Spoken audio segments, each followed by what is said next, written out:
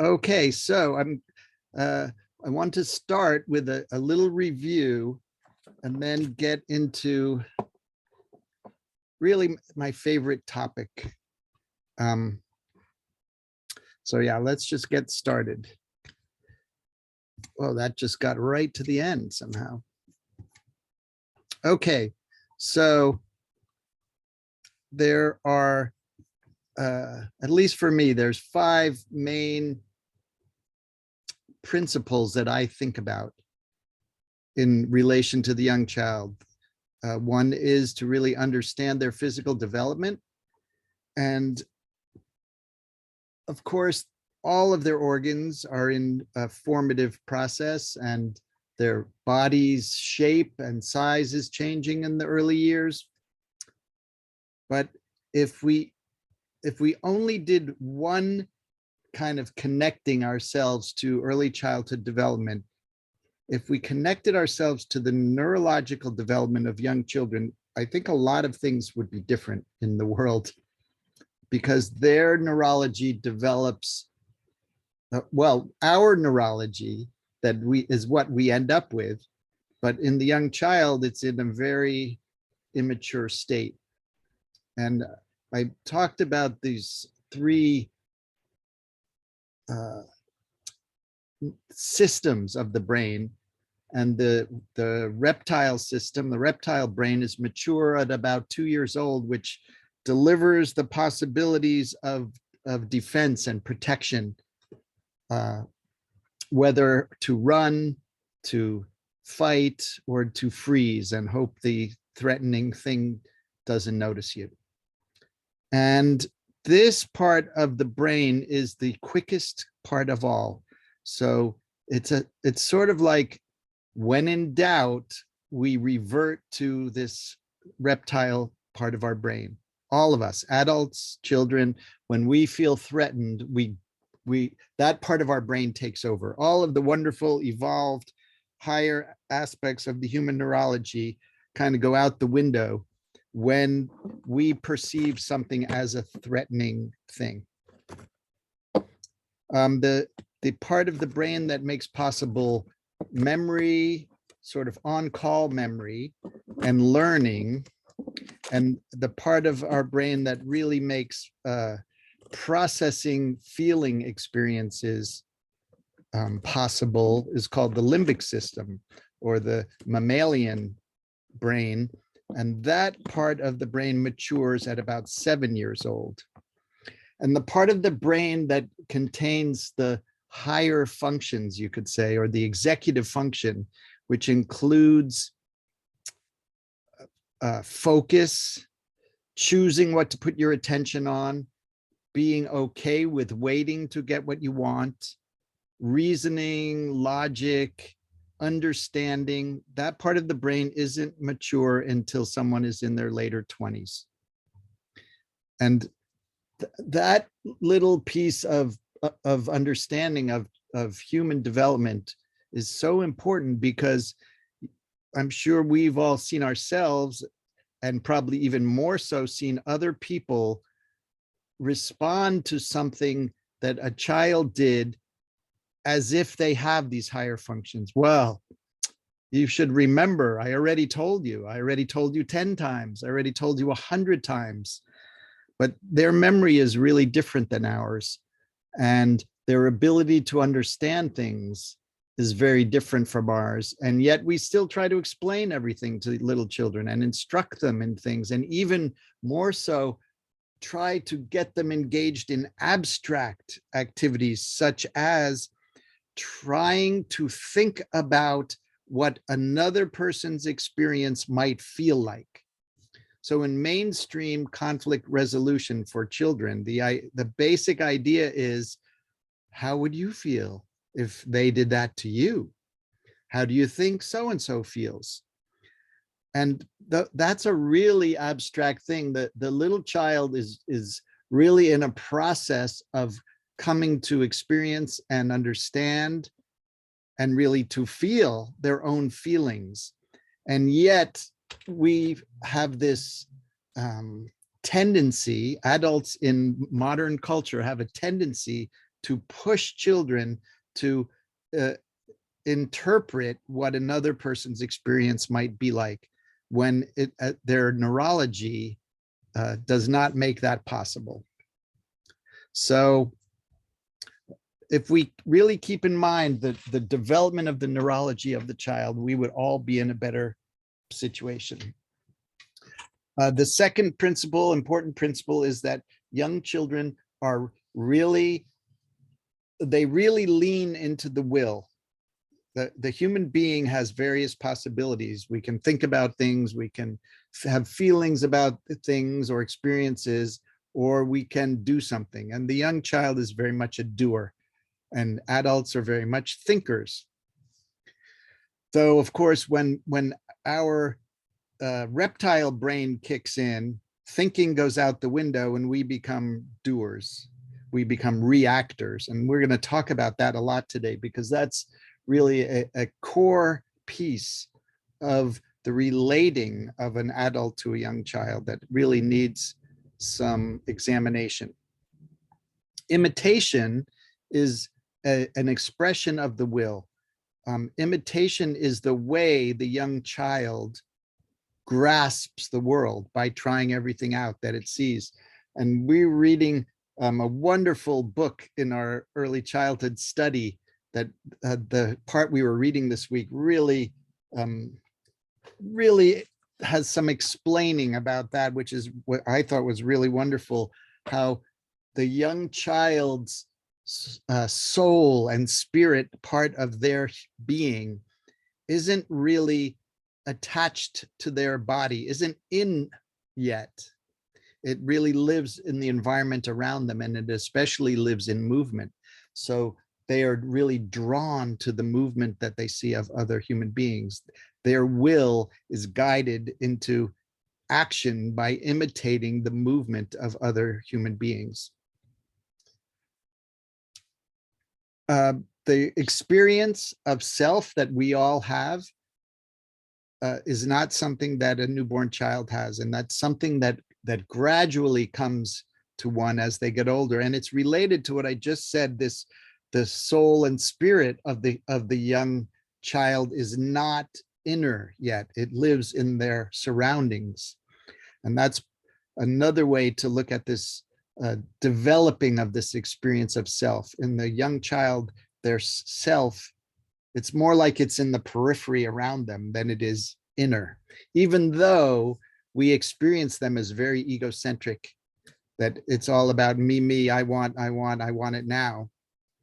That there is that, but there's also this developing sense of self in relation to everything that is other, that isn't really happening yet. And partly it's because the soul and spirit live outside the being of the young child.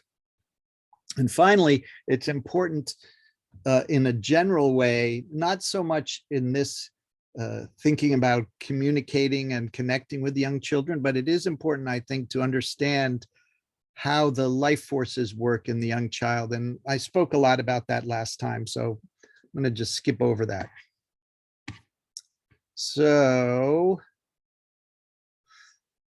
my main thinking is, how can I create situations so that the will of the child can be the active force? How can the will of the child be the motivating element rather than my will?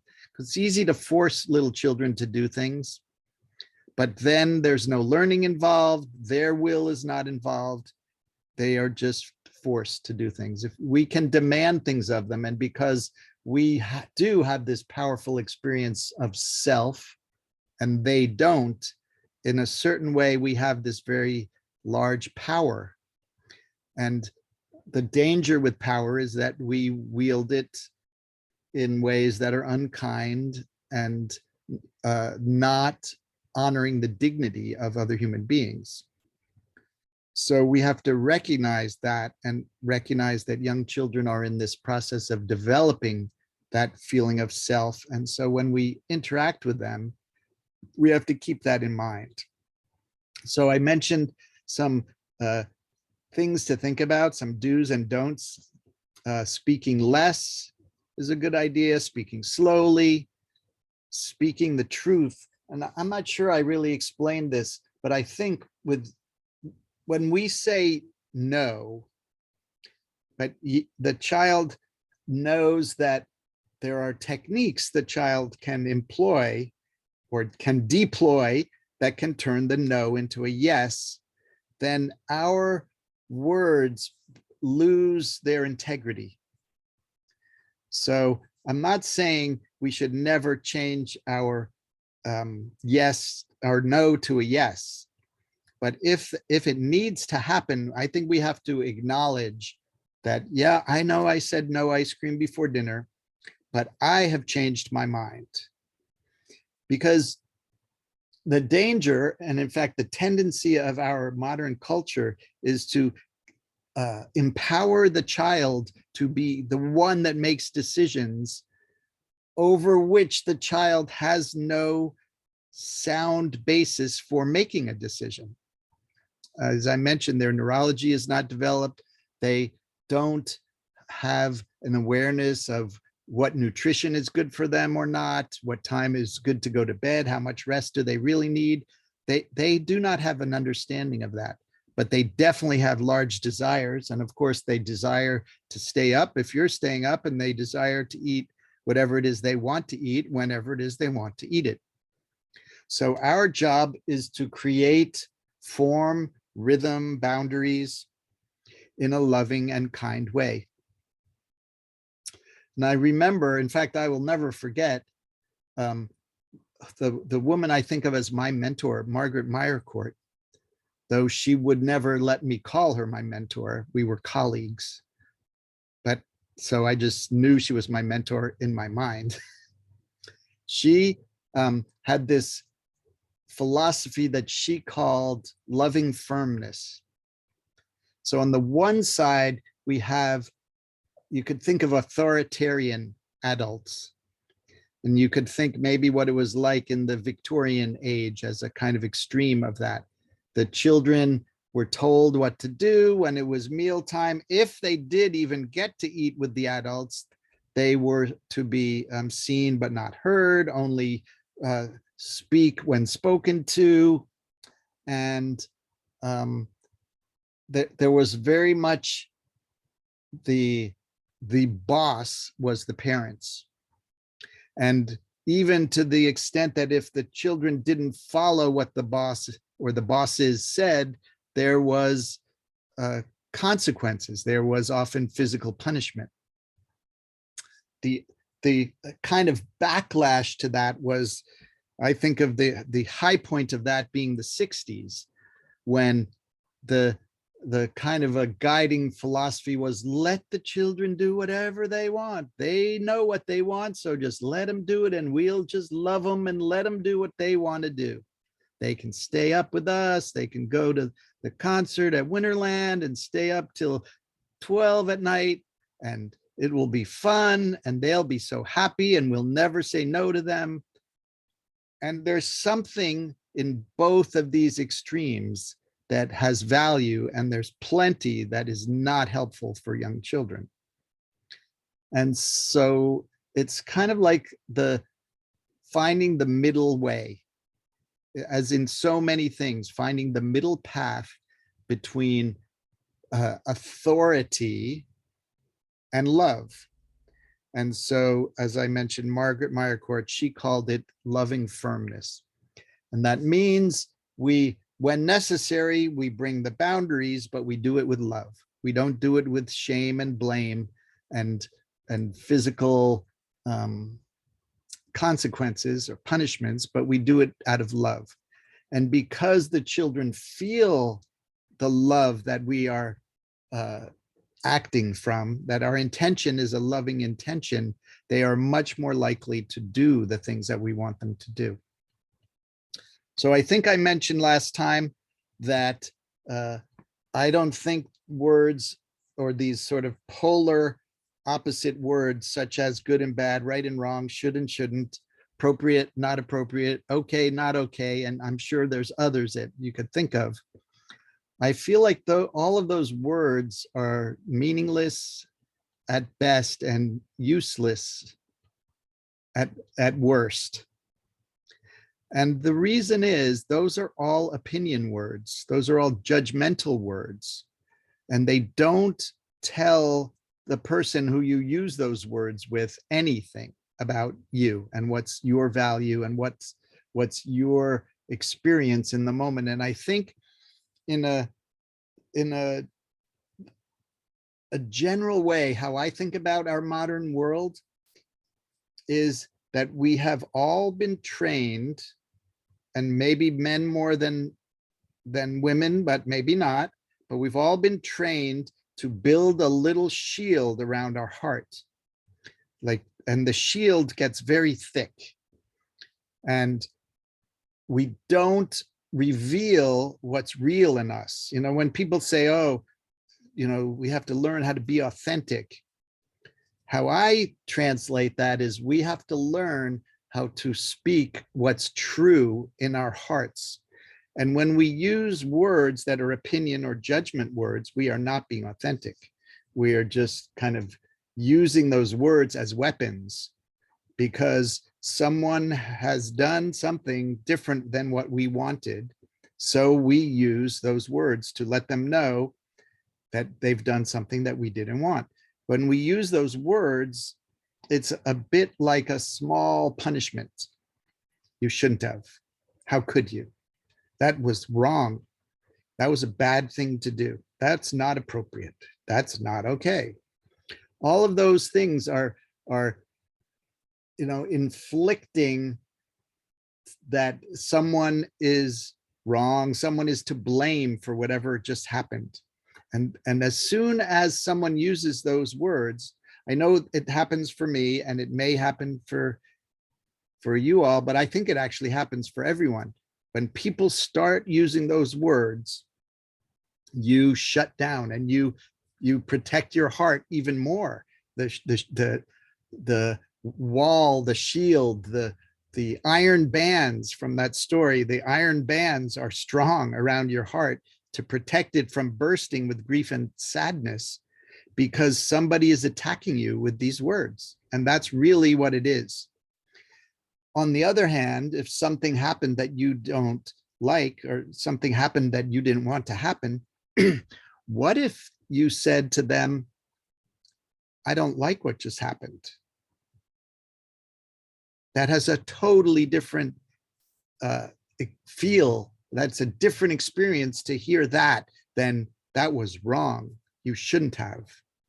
Now, I visited a kindergarten, a Waldorf kindergarten in California, and one of the children was a little rambunctious and did something, and another child got bumped and was sad, but wasn't too injured.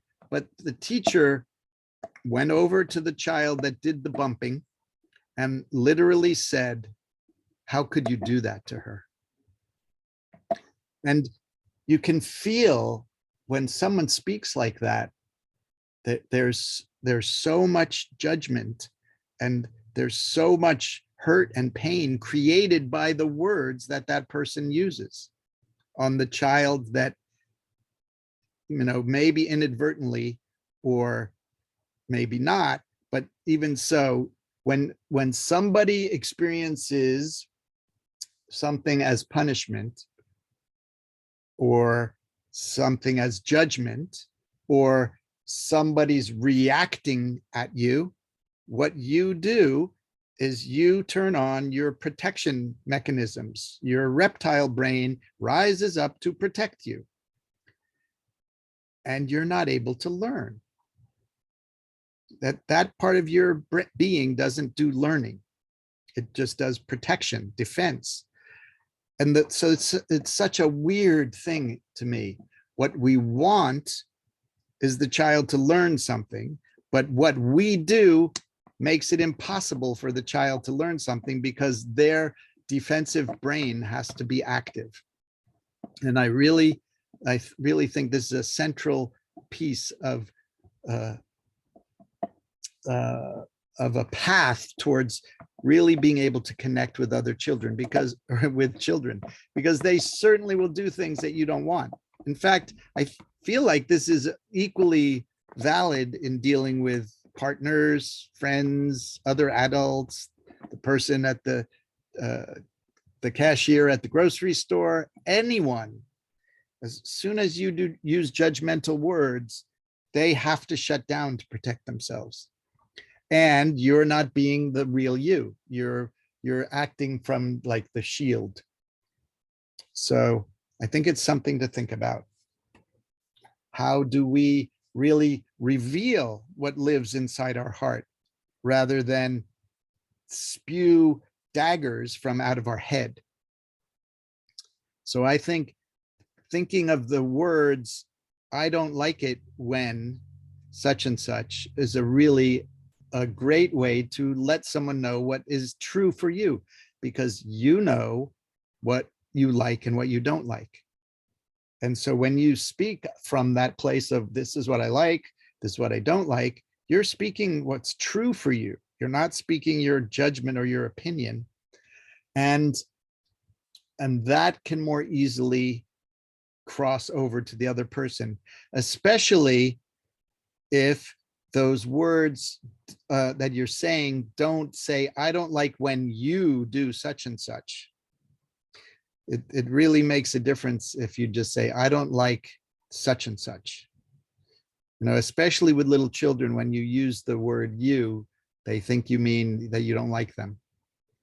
You know, if any of you ever gone to counseling, couples counseling, they always teach you to use I messages, not you messages. And I think that's what this is. I don't like when this happens, rather than I don't like when you do this stuff. So we're going to come back to that in a minute. Children need us to guide them. They need our letting them know this is what's happening, and they can relax into it. And that's why the rhythm of the day is so important, because then the children can just relax into being, and then the day flows, but it flows in the same way it flows every day. So they can just allow the day to flow. And the number of conflicts that you have with the children, it decreases immensely when you have a strong rhythm. One thing I hear a lot of adults saying, I think I mentioned this already today, but when they arrive the day after they did something that you had to interact with them about that you didn't like, you might say, remember, I don't want you to do such and such. And as I mentioned, their neurology is not ready to remember on demand. But additionally, sometimes when we tell them what we don't want them to do, it gives them the idea to do that thing. So it's really best to be prepared at all times, but to interact in the moment and not use words preemptively. You can use your body preemptively. Like if you have a child, that 3-year-old, in fact, I remember little Mikey. He was in kindergarten, I don't know how many, but many years ago. And he was 4 years old, and he really liked the older children. He really wanted to be included in what they were doing. And a lot of the time he was, and some things they did that he was just not yet capable of doing. And he was a very fiery fellow. And he, when it wasn't going the way he liked, he would do things that would definitely get their attention, but definitely in a way that they didn't want. Or, you know, he would do things that they didn't like take the things they were playing with. And one day he went over to the sand where these 3 older children were making this huge hole in the sand, and it looked like so much fun. And it probably looked like so much fun to Mikey.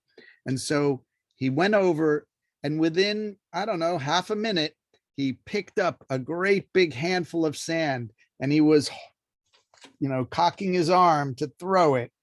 And I just stepped in front of him. I said, I don't want you to throw sand. And let's go get a couple of shovels. So we two went and got a couple of shovels and started digging a different hole. And suddenly all those older children wanted to dig the hole with Mikey and me. And as soon as they were digging with Mikey and me, I didn't have to dig anymore. So I went off and did other things. Sometimes we just have to be the boundary with our bodies. And especially with the younger children, I know there was a question about this, especially with the younger children. Sometimes we just have to say, no, I can't let this happen, whatever it is. And when possible, but let's go do this thing. No to this, yes to that. And that can often be a way out of a difficult solution, a difficult situation, because sometimes children don't experience much boundaries in their home life. And so the boundary that we give them, especially at first, can be really difficult for them to digest. So we have to give them options, but not choices. We have to say no this, but yes over here. And that often they can be swept along in our will, you could say. Okay, so I spoke about most of these things, so I'm going to just skip ahead from this stuff. One thing I do want to say, if you say to the child, will you sit down now? Then you can, if you're really asking them, you have to be prepared for them to say no. Do you want to sit down now? Will you do this? You know, if we're really asking a question, if we're really being honest with the children, then they have the right to say no to our question. So if what we really mean is, I need everyone to sit down, then perhaps that's how it should be said, rather than, can you sit down now? So that's another thing to think about. If we're asking, then they can say no, and I would suggest we have to accept it if they say no to a request that we're making. But if it's not really a request, then we can use different words to signify that it's not a request. Okay.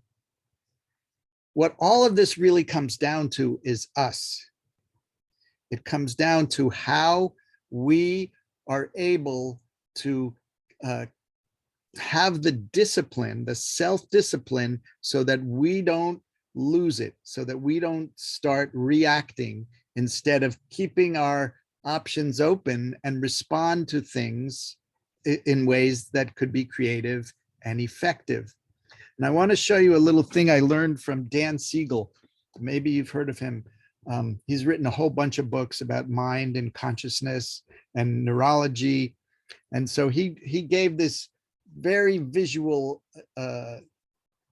picture of the three brains.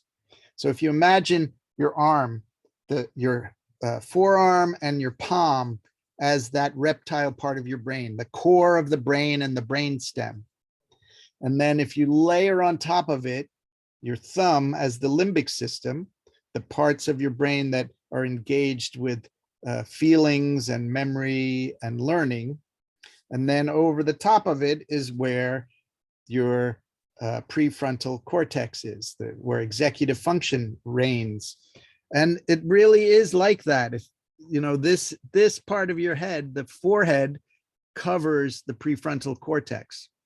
Now, if you really want to be precise, we probably need two hands because we do have a left and right hemispheres of the brain, but it's easier with one hand.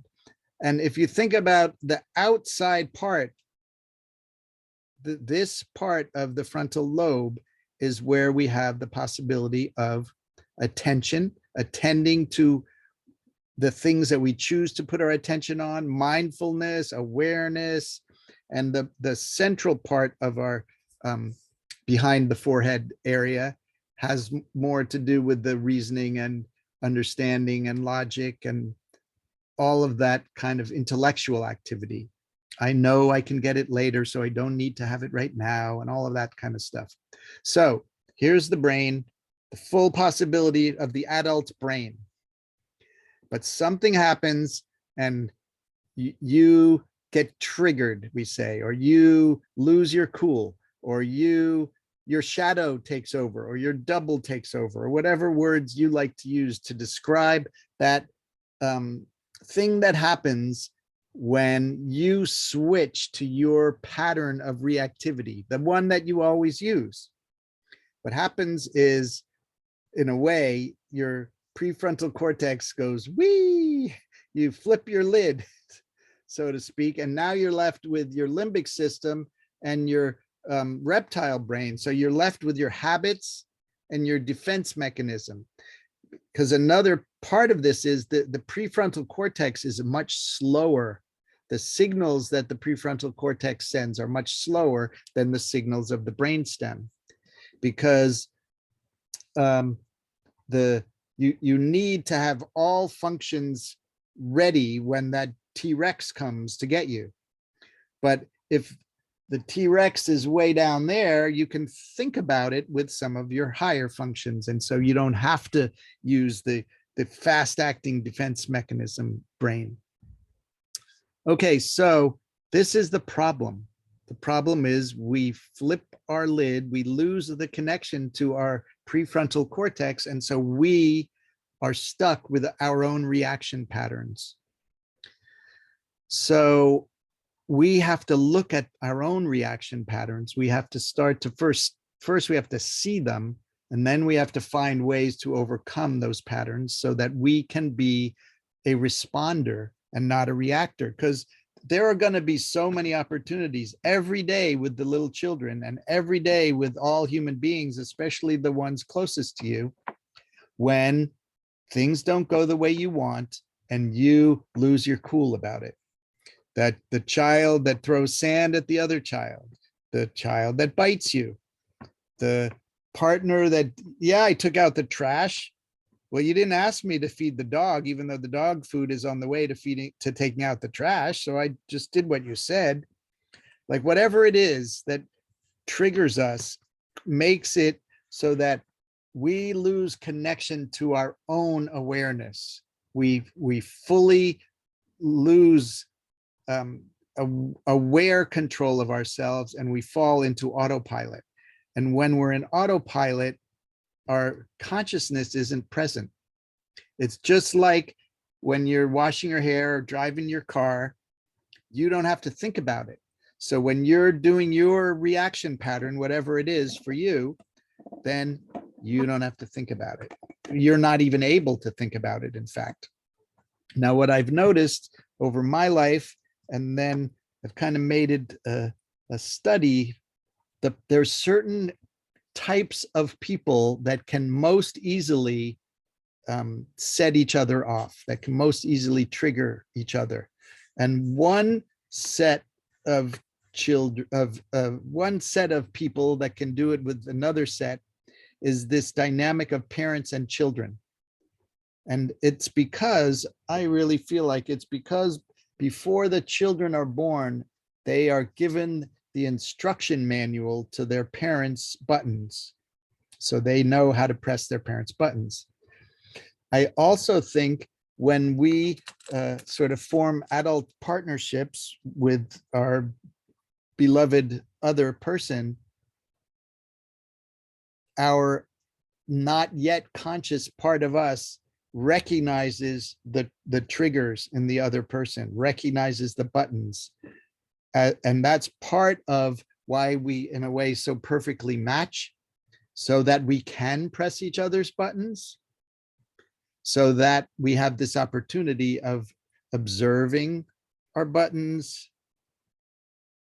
checking in with if we want to change those patterns or not, and then changing those patterns. Because the only part of us that can change those patterns neurologically is the prefrontal cortex. from a Steiner point of view, the part of us that is working to change those patterns is that spirit part of you that is we have to work to make a connection to, because our soul, the part of us that interacts with others, that where we have habits of thinking and habits of doing, that part of us is the part that needs this attention. So observing ourself, understanding, even if, well, where does this reaction pattern in me come from? Did I learn this from mom? Did I learn this from my dad? Did I learn this from the series of traumatic situations I was in? Where does it come from? And then, is this something I want to change? Do I intend to change this? And then finally, to really do the change, be the change you want to see, is a really powerful thought. Because if you want the children, for instance, to be this or that way, if you want them to be polite, then the only way to get there is for you to be polite. If you want to see the children becoming polite beings, you be polite. So this is all related. You can look at it from so many lenses. The Steiner's lens is that it's your spirit taking hold of your soul, so that you take advantage of the schooling of this lifetime, and you develop yourself into a better human being in your own way of thinking of a better human being. Another way to think about it is that it's our prefrontal cortex using this capacity for self-reflection, and then taking hold of the possibility of attention and awareness to be present when we're doing things that we had previously been reactive in. So it's possible that we can change ourselves. One way, Steiner gave us a really cool exercise, I think, that he called it the Rückschau, which means every day you look back on your day and in a backwards order. So in one aspect is you're exercising your memory, but another aspect is if you're going in backwards order through your day, you come to an event in your day when you had already lost it. And if you go back a little teeny bit further, you see what was the situation that caused you to lose it. And if you really just kind of examine that situation for a few seconds, you can start to see patterns in the type of situation that you end up losing it in. And this whole exercise, this daily exercise of back looking, or Rückschau, is about a 5-minute exercise. So it's really quick, but spend extra time at these moments where you lost it, so you can start to see your pattern. And again, this is not a judging thing. This is a just observing thing. There's a really great verse that Steiner gave that is in such an artistic, and I can't even explain how I think how beautiful this verse is, about finding that inner calm, that inner quiet, that source of strength. And I'm not really going to go through this right now, but I'm going to give everyone the slides that we're going through, so you'll have that verse from Dr. Steiner. I already mentioned this mantra that I like to use. It's not a mantra for meditation. It's a mantra for trying to recall in those moments before you lose it, before you react. And the mantra is an acronym, which is WAIT. And one way to read it is, what am I thinking? So before you open your mouth, consider, what am I thinking? And this is very applicable with children, with adults, with anyone. And as I mentioned, with children, it's really helpful if you use very few words. So I like to practice, situations that I see that repeat, or that repeat over years, because all little children tend to do these things. I have some ready phrases to use. So the child who, I think I mentioned this one last time, the child who goes across the room and takes a toy from another child, and the child who ends up with it is happy, and the child who had got taken from is not happy. And so what I do, hold out my hand so the child who took it can put it in my hand, and I say, it's her turn now, and you can have a turn next. 11 words. So I really practice phrases so that I can say what I think is the important thing in a dozen words or less. Some of you know who Marshall Rosenberg is, and he said, when you're speaking with adults and you're really trying to get across something that's important to you, the other adult, you should think of them as having an attention span of 40 words. So offer them these deep things that are, you're sharing from your soul. Offer them in little pieces, 40-word pieces, so that they can be, they can stay with you. So I think about the little child, and 40 words is way too much. So I've come up with 12 because I like the number 12. Could be 10, but definitely not very many. So think of some situations, and then I think of it in a way, I'm not sure this is exactly what neuro-linguistic programming is, but I like to think of phrases and have them programmed into my consciousness so I can use them as needed. Okay, so tools we all need to find our own tools, whatever those are, to stay connected to our calm center, because you can never find solutions to a situation if you lose it. You don't have the access to your creative capacities if you aren't connected to your own center. So however you can do it, it's worth doing it. And it's a practice. Life is a practice. And this part of the practice, I think, is so important for creating the possibility of deeply connecting with other people, because things can happen between two people that one of them doesn't like. And depending on how you share or talk about that experience, you can create separation between those two people, or you can create a deeper connecting, even if the thing was something that one of the people didn't like. It just depends on how you speak about it, how you speak with each other. And one of the big problems, I think, is we want to go to this place of whose fault is it? Well, I guess I can blame you for this situation, and then I'll feel better about me, and you should feel bad about you because it's your fault. Now, some people make it be their own fault all the time. Oh gosh, I did it again. Oh, I'm so sorry.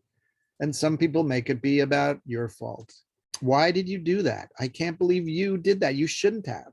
And that's back to this judgmental opinion stuff.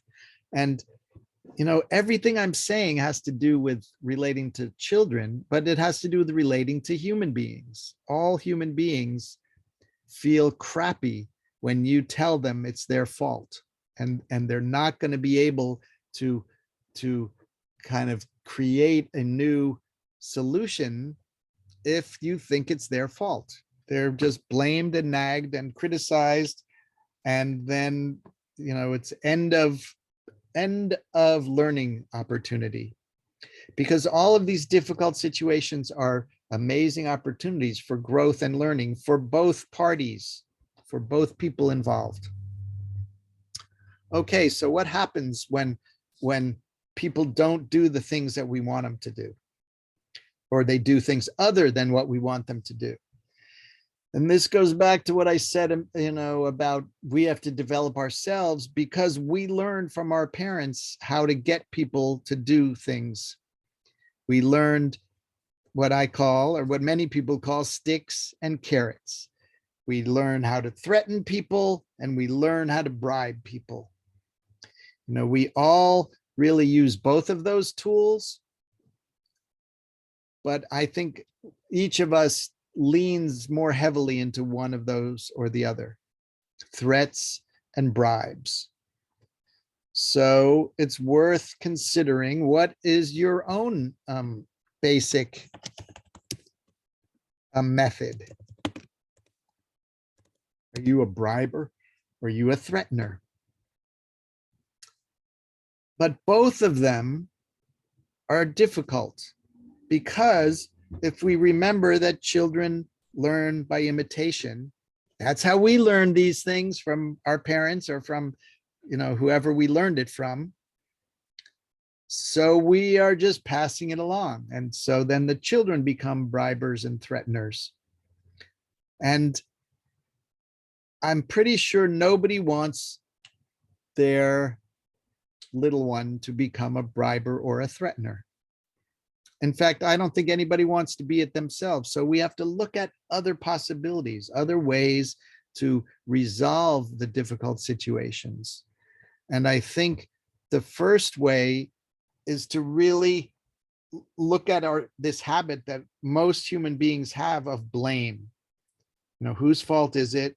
Let's blame the person whose fault it is. And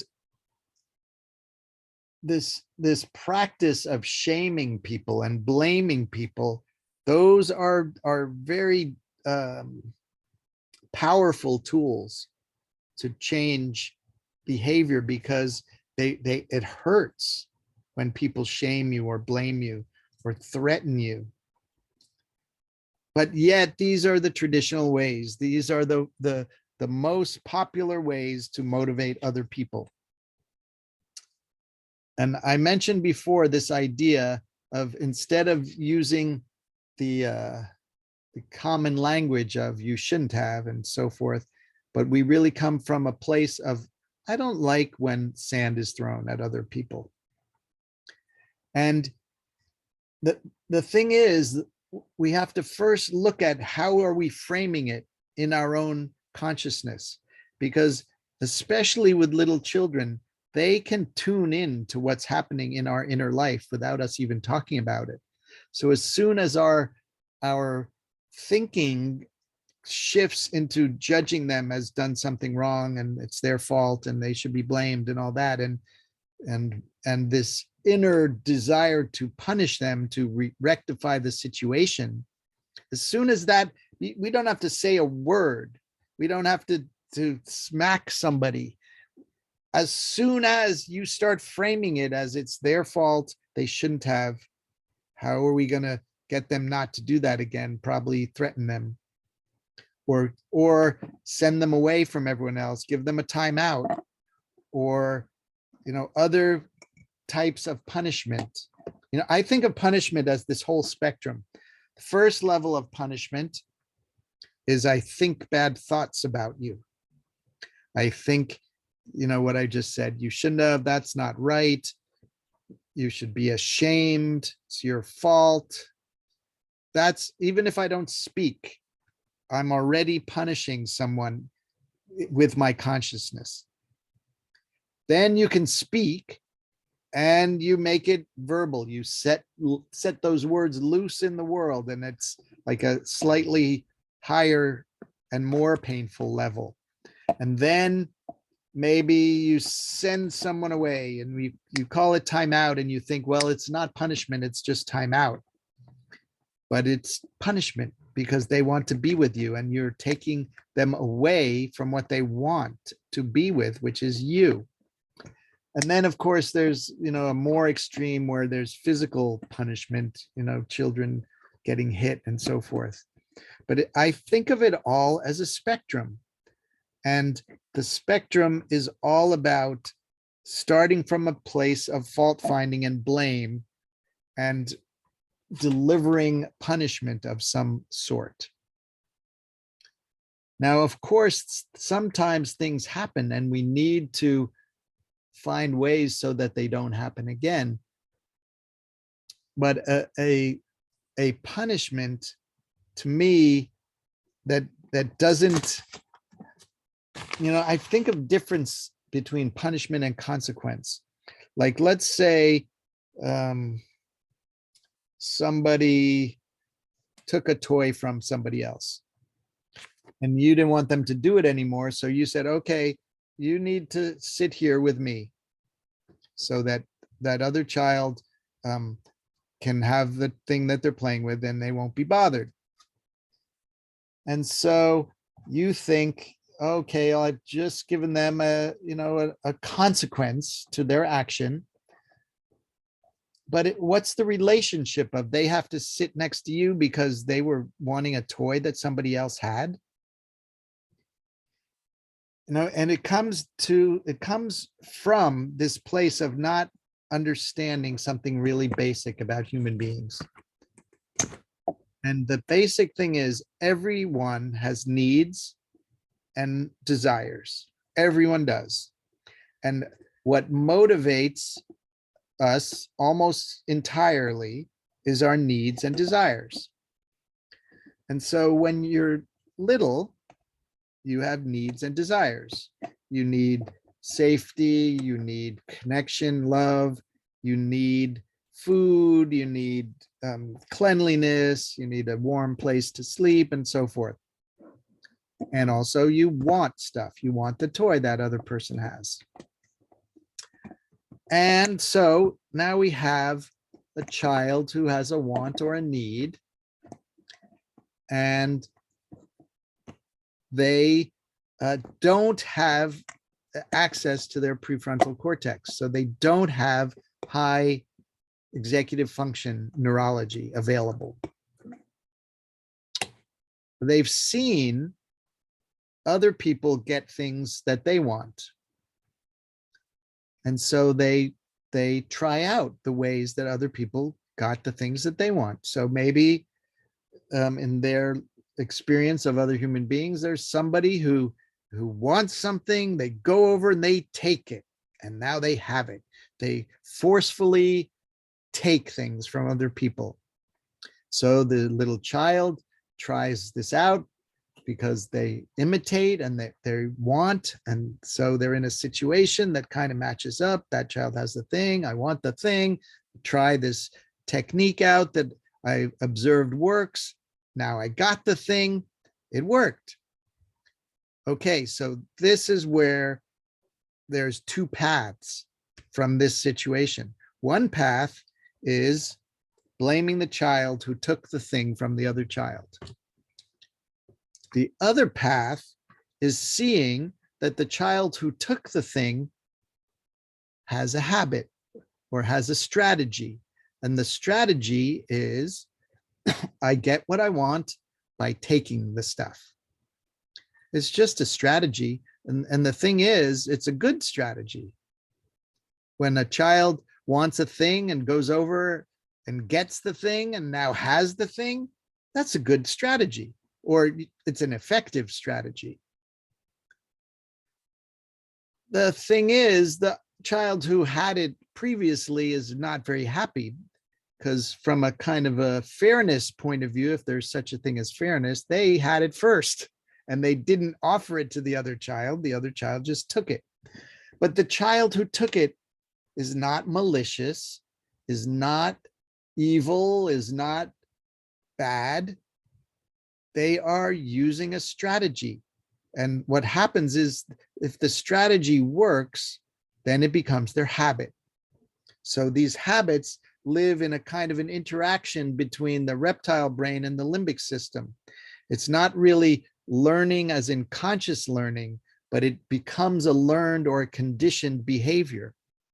So the child who is a taker often, or a hitter or a biter, these are things that they've discovered as strategies that work. So they keep doing them. So that's their habit. Just like a child that whines.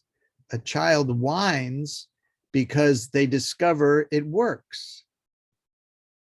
So if we think about these ways that the children are attempting to get what they want as a strategy, then it's perhaps easier to think of other strategies that we can offer to the child to achieve the same end. Because the problem was, yes, it was effective for this child to get what they want, but this child is left sad and feeling like somebody took something that they already had. In fact, not feeling like it, but that's what happened.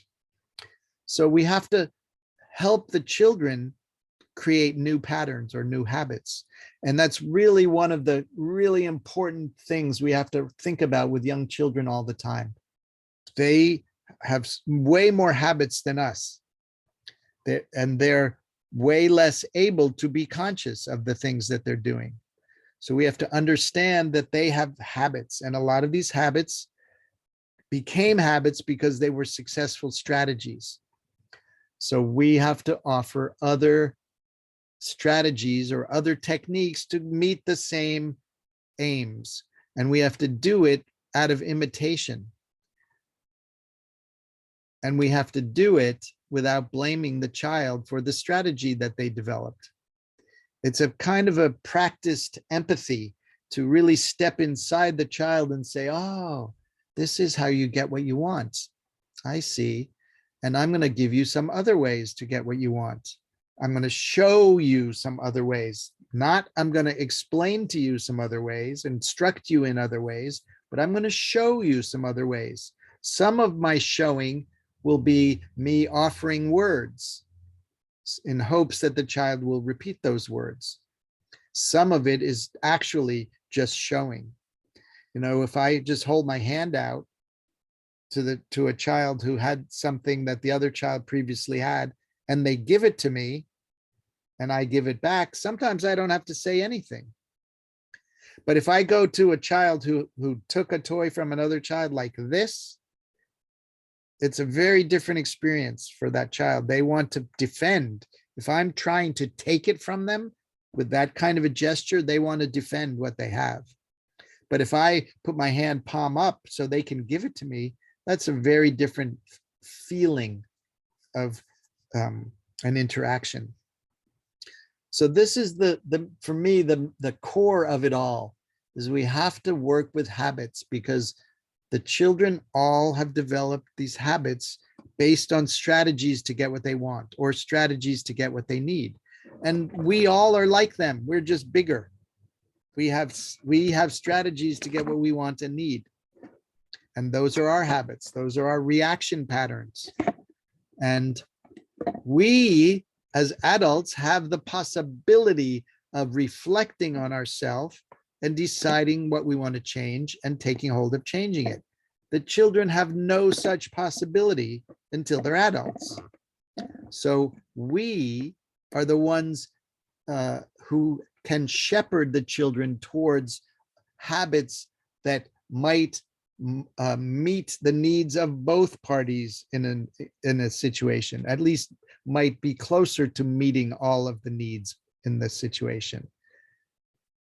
Now, I often think of a situation, you could think of somebody who grows up to be a dictator.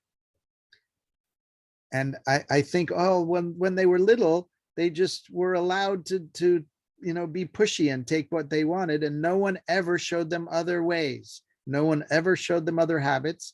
It kept on working, and they grew up and they took over a country. I really think that we have to look back to, well, somebody's doing something and it's a thing that has worked for them, so they keep doing it. So our job, I really think our job, is to offer different strategies in hopes that those strategies become habits. And I think I mentioned, if, back to the child that took the toy from the other child, you don't have to say a lot of words. You just offer this other strategy by saying these words. It's his turn now, you can have a turn next. It's his turn now, you can have a turn next. And you have to say it over and over and over again, probably dozens, hundreds, thousands of times for the same child. And eventually, based on their will taking hold of this thing you're offering them to imitate, in hopes that it becomes their new habit, eventually it does, it will.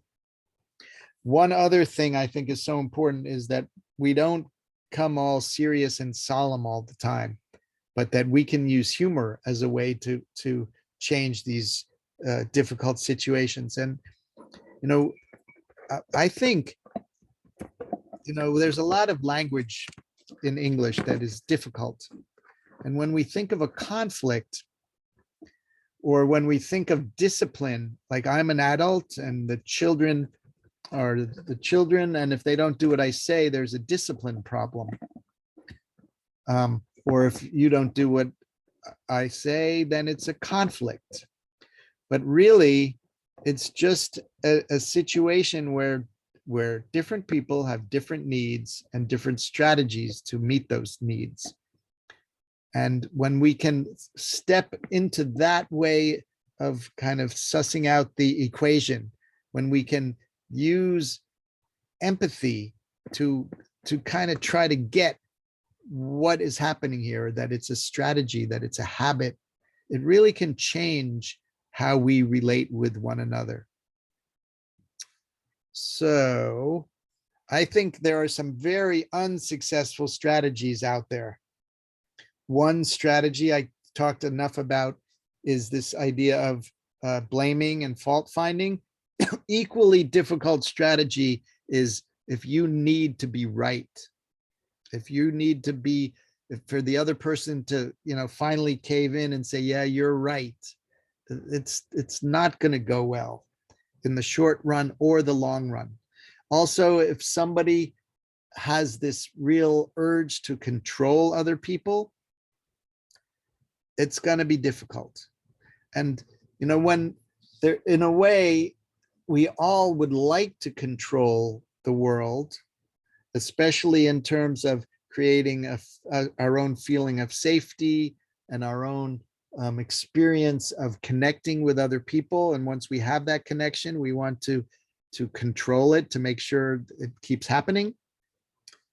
But control is really it's a dead end, because eventually it's possible to discover this universal truth, which is you can't control anybody else. If you're lucky, you maybe can have some control over yourself. You may be able to control what you put your attention on, and you may be able to control how you respond to situations that arise. And that's when you have freedom, when you can do those things. That's true freedom, being able to respond in the moment to a situation, rather than have your reaction patterns take over. But many people have this strong desire to try to control other people, and it never ends well. Wanting to retaliate and punish the other after you figure out it's their fault, that's not going to go well.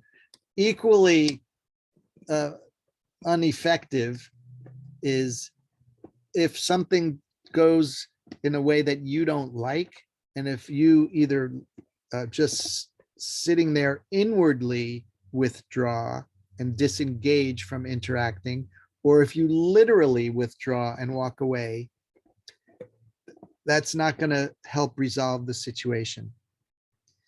A good friend of mine who's a teacher of NVC, or compassionate communication, she offered this kind of an idea or exercise to think about you and the other person in your mind's eye, or maybe really in your heart's eye. How close are you standing to them in your imagination, in your heart's imagination?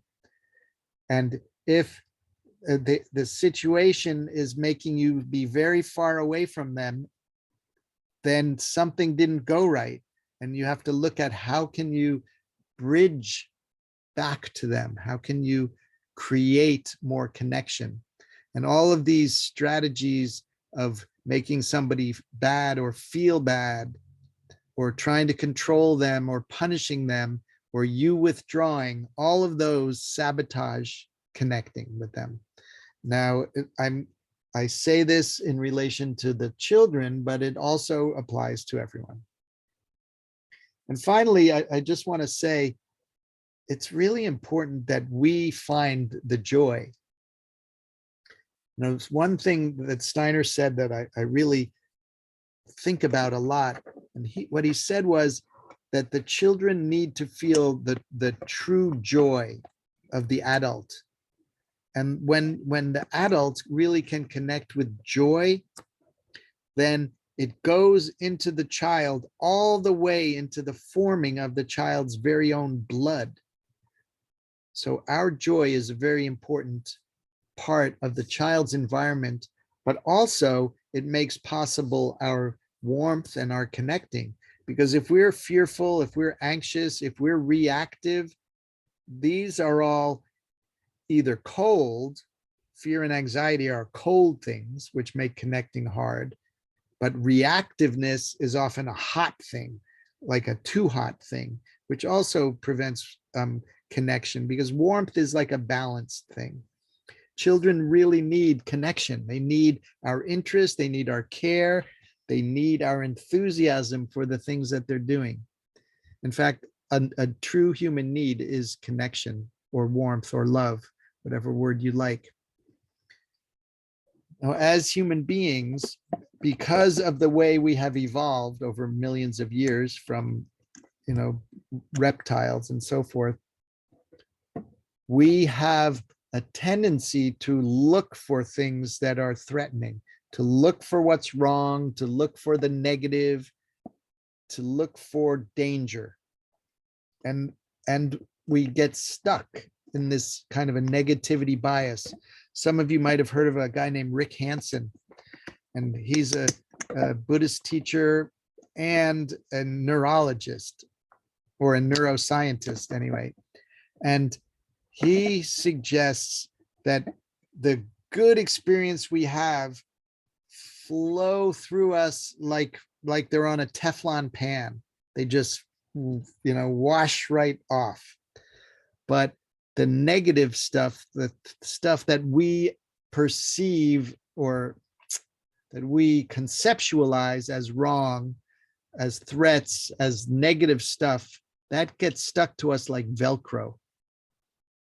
And that's something that we can change. We can rewire ourselves, so to speak. We can program ourselves to be more joyful without negativity and blaming and complaining.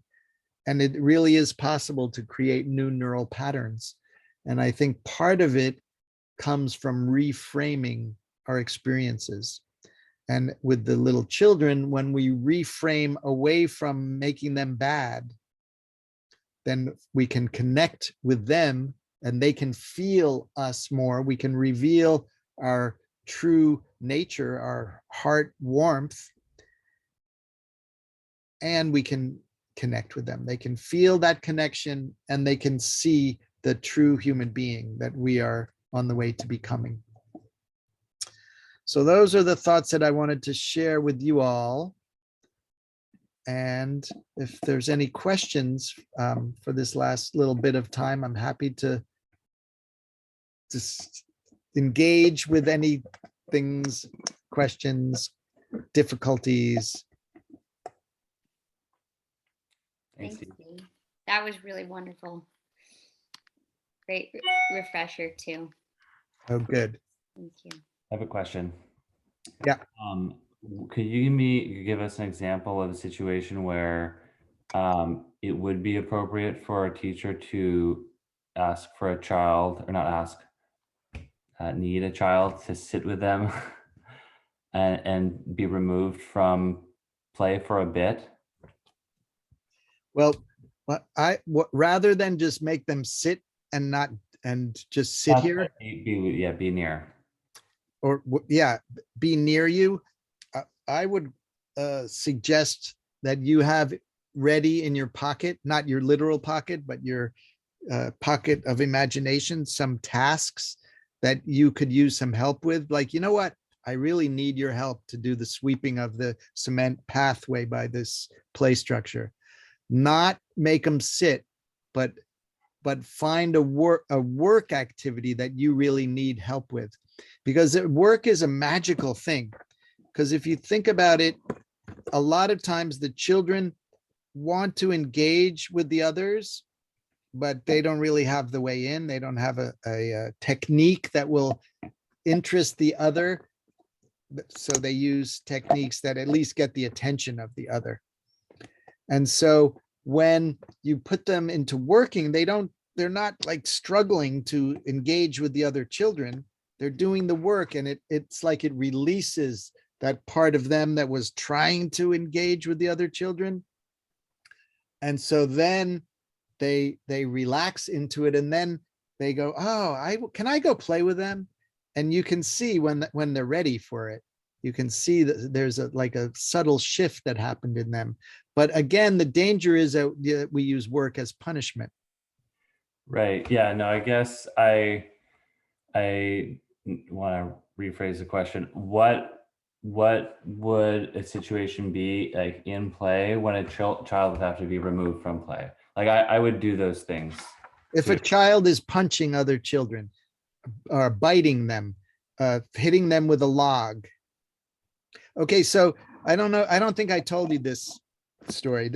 A girl in my kindergarten 20, 30 years ago, I can't remember exactly, probably more like 30 years ago. And she was a very energetic and very fiery girl. And she was an only child. And what I just described, she had difficulty engaging with other children in a way that the other children liked. So she'd come into the room, and she often was late also. And she'd come into the room and children would be building something. And her method was to go knock down what they were building. And one day the children who had arrived earlier were building some elaborate thing that was really difficult for them to be building, and it was amazing.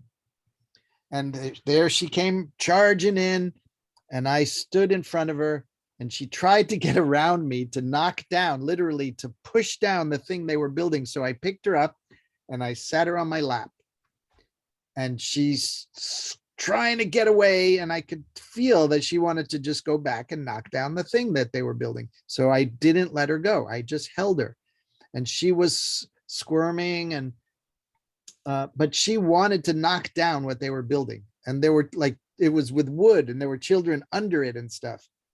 So I held her and I didn't let her go. But after, like, I don't know, maybe all of a minute, her whole body relaxed. So I wasn't like holding her like that. I just was holding her so she could not run away from me. And when I felt her body relax, I actually let go of her, but she still sat there for a little while. And then she said, "Can I go and play now?" And I knew that it would be okay.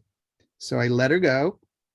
And 5 minutes later, she came back and she put her arms around me and she squeezed and hugged, and she said, "I love you so much, Steve." And to me, some part of her knew she needed that. She needed that boundary. And that's kind of what I was talking about usually with littler children. She was 5 or 5.5. Sometimes you just have to be the boundary. But it's rare that I feel like a child has to just sit. If they're really unable to not physically harm the other children, that would be the only time I could think of. But even then, I would probably have them doing work with me. If they're pick up a chair and throw it across the room at somebody, or even not at somebody, physical safety is a top of the list for us to create for the children. And then emotional safety. But I probably wouldn't have someone sit down if they're using language. They're saying, "Oh, you can't do it, I can do nee, nee, nee, nee, nee, nee." But I would intervene. But that's a much lower level of a need for intervention. I would intervene, but not maybe with the immediacy of somebody throwing a chair across the room. Nori, you wanted to say something?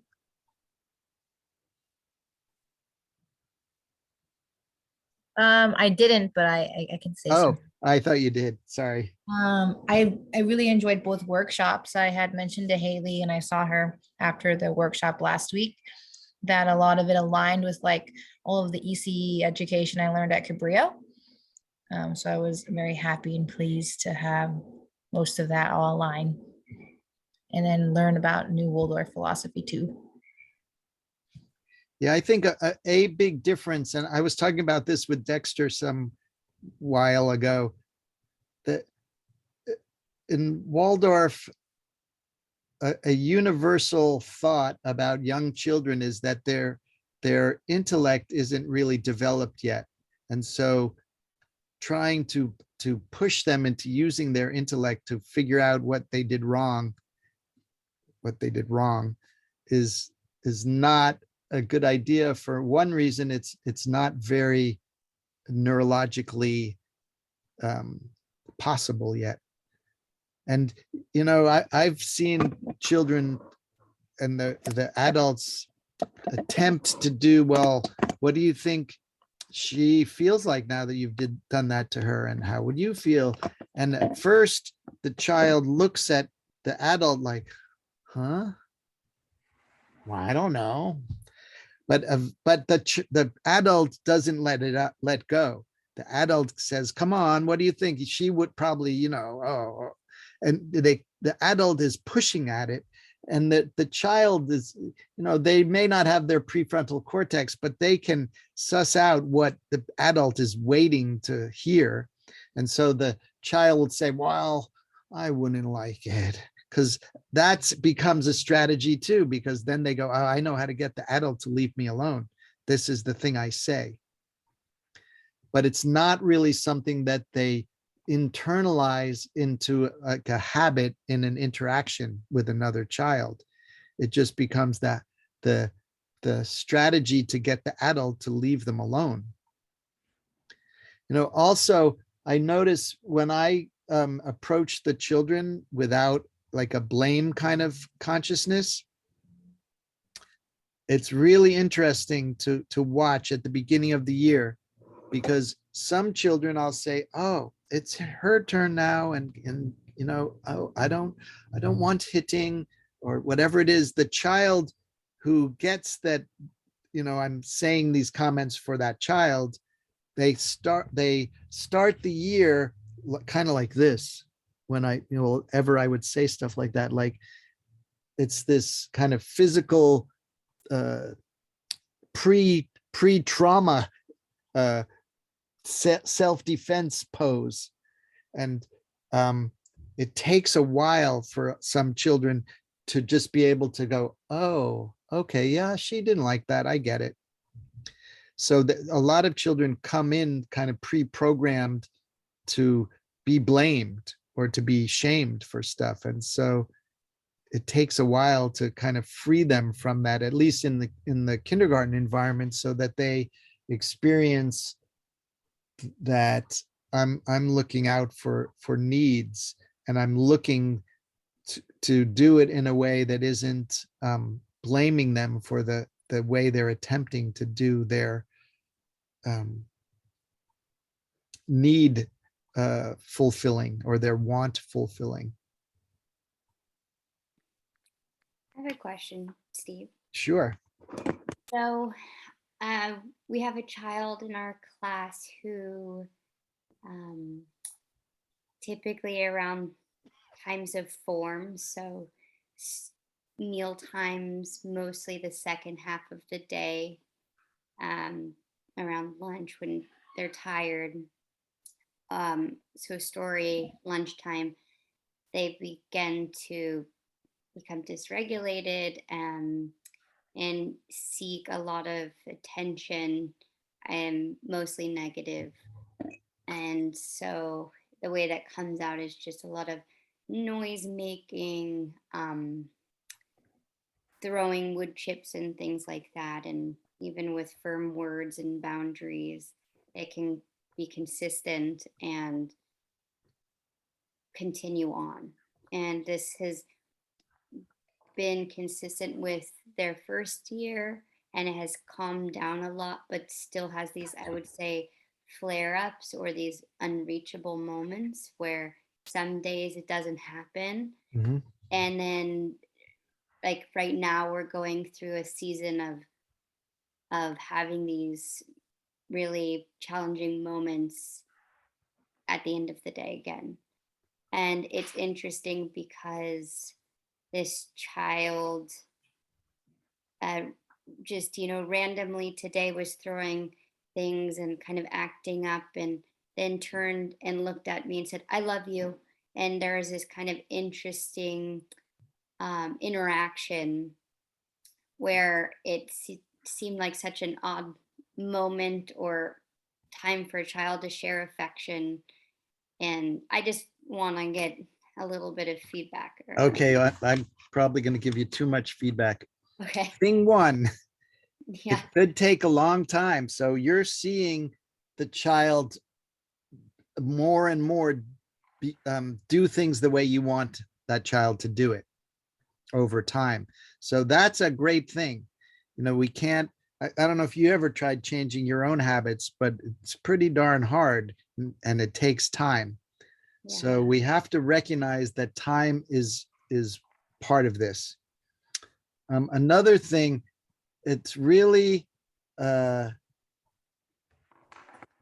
there's no way to know what's going on in someone else's consciousness, and adults sometimes can tell you what's happening with them, but sometimes adults can't do it. Even little children mostly can't do it. So you have to just don't even worry about what's happening in their inner life, because you have no idea. My dad, you probably heard people say this, you can't assume, because you make an ass of you and me. So that's one thing. When you think that the child is dysregulated, that I don't know what that means. I do know what it means, but I also wonder what it means is they're doing things that you don't like, basically.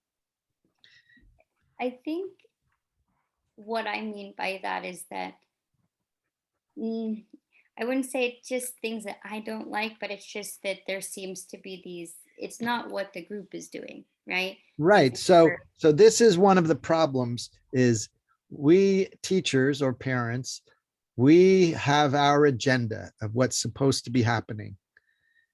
And not everybody, first of all, is aware of that agenda. And also not everybody agrees with the agenda. So if you want the agenda to be the way you want it to be, you have an advantage over this child, and you have a neurological advantage. You can utilize your higher neurological capacities, and you can say, I don't know which child, I don't want to know, and I don't know, where does this child sit and so forth. But what I would do is use my creative intellect to figure some stuff out to make it be less difficult. So I might rake the eating area. I've thought about this for our eating area too, really rake it up so there's no sticks laying around anymore. I am done with sticks at meal times, and it just is not something that I like. So I want to rake them all away. So that's one thing. Also, the placement of the children is something in your where you can create more ease for you. And so perhaps that child needs to sit next to you. Perhaps that child needs to sit sort of like in a corner. So they're in the corner and you're the next person out. So they're, not exactly trapped in the corner, but you're using the space. They are in that position. Yeah. Yeah. So those are things that you can do.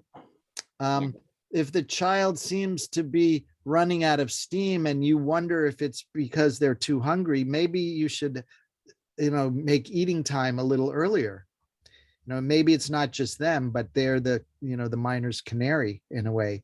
Mhm. So, that's in a way, that's back to the agenda thing. We create the agenda, we create the rhythm, but we have to examine the children within that rhythm to see if it's helpful for them. And sometimes, one child is the one that is the catalyst for us to change some things, including eat a little earlier, maybe, or the other meal have a little later or earlier, or I don't know, or have it, for that particular child, say, hey, I have this handful of almonds. You can have these, in half hour before lunchtime. Of course, that could create difficulties too with the other children. Why does he get them? I want some too. Mhm. But, thinking, it makes me think. I'll give you an example, not your example, but this type of example. Parents complain to me about the special stuff in the cabinet in the kitchen that they don't want their little child to play with. It was grandma's special plates that they inherited or something, and they put them in the cupboard that even the 2-year-old can reach. So it's the ground level cupboard. And I say to parents, when they say stuff like that to me, put that stuff in a cupboard that the children can't reach. And we can, through our crafting of the environment, we can eliminate a lot of things that could become conflicts. And then through the way, we're the one that really has to tune into the children's needs. And if you see that child seems to be hungry and seems to be exhibiting things as a result of having waited too long to eat, and so then their rest of their day is a bit chaotic, because if they had eaten earlier, it would have been less chaotic, then change it. Don't feel stuck by the way you created it so far. Mhm. You are the one, the control of the rhythm is yours. Mhm. Yeah. Yeah, it's interesting. Today they ate well, and yesterday they refused to eat, and there's just this interesting taking off shoes and, like, and wanting help to put them back on, and there's just this Oh, need so for connection in moments when it's difficult to have a one-on-one connection. right. And Right. so perhaps you can have empathy for their dad when brings that child without shoes sometimes. Oh, it wasn't that one. Oh, That one wears clothes now. oh, I know. That there's been an amazing transformation. And It's incredible. It's beautiful to see. right, so don't be impatient with the changes, and don't be impatient with yourself. And this is one of the big lessons, and it took me a long time to learn it. I want those annoying things, the things that are annoying to me, to go away quickly, go away already. But if, but then in a way, my impatience makes them go away slower. When I go, okay, I'm not sure when it's going to go away, but it will. And I remember reading this thing that Steiner said to some mother came to him, not his mother, a mother of a 5-year-old child came to Steiner and said, this is an exact thing. I'm not making this up. He said, she said to Steiner, I'm really annoyed with my child. He goes around spitting all the time. No. What should I do about this? And Steiner said, he's going to be 30 years old one day, and he probably won't be spitting anymore. Yeah. And so I think it's a really good lesson in, yes, we're working towards this. And if this child was punching the kid next to them every 10 minutes or every lunchtime, then you need some immediate way to stop that. But if Mhm. it's just kind of, yeah, I don't like it, it's annoying, but and it's getting better, then it's getting better.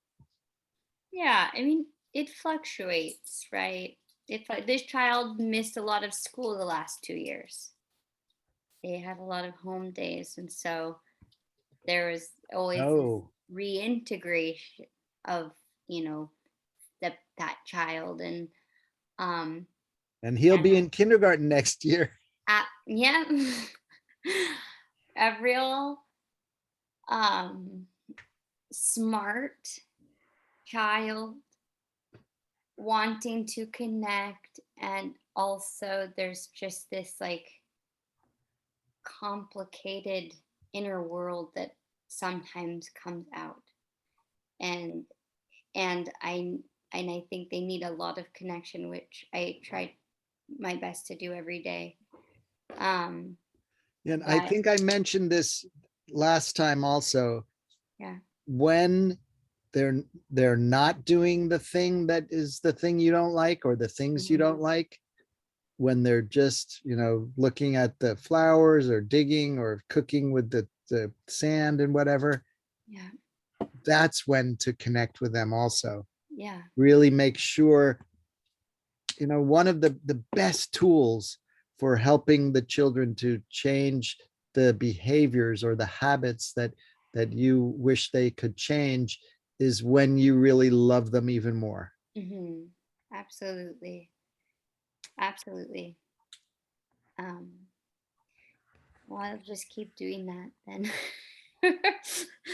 They're really just a special, making amazing, lately coming into class and making these amazing worlds on the ground, and just playing by themselves, and then others come and join because they just make this like these spectacular, like a rainbow and people and blocks, and there's doors and animals, so it's very special to see them playing like that and Yeah.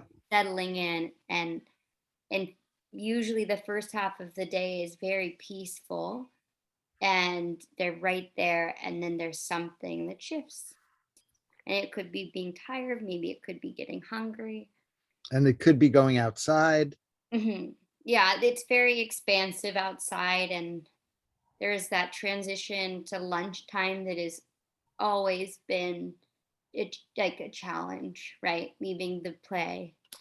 And So, also, if you think this is a whole other can of worms that I just mentioned, if you yeah. think about the children in a way, the younger they are, the more this is true. And some children, it's particularly true even more, which is this idea that some children tend to be more like what you could call dreamy or cosmic or large headed, as a kind of a set of behaviors that kind of characterizes something. Hmm. And those children, it is difficult to go from there where they're imagining stuff to the next thing that you want them to go to. Yeah. So, maybe it would help this child if they had a little, hey, it's going to be time to tidy away in 5 or 10 more minutes, or soon, or whatever you want to say, just to kind of help them start coming down to earth before the transition, rather than do the transition and they're like, I'm not ready for this. I am the king. What have you done to my kingdom? Off with Yeah, your head. that's a good idea. I do that sometimes inside, but not outside. Um, and that's where we have the challenge. Ah, so there, Sorry. there you go. Thanks, Steve. Sure thing. Let's talk some more. Anytime, not Okay, anytime, but yes, sometime. sometime. Okay. Okay, well, have a great rest of your evening and see you all tomorrow. Yeah. Thank you. I'll see you Thank you all tomorrow. for being here. Yeah, And thank you. Bye-bye. Good bye, night. Dexter. Bye, Nori. Bye, Haley.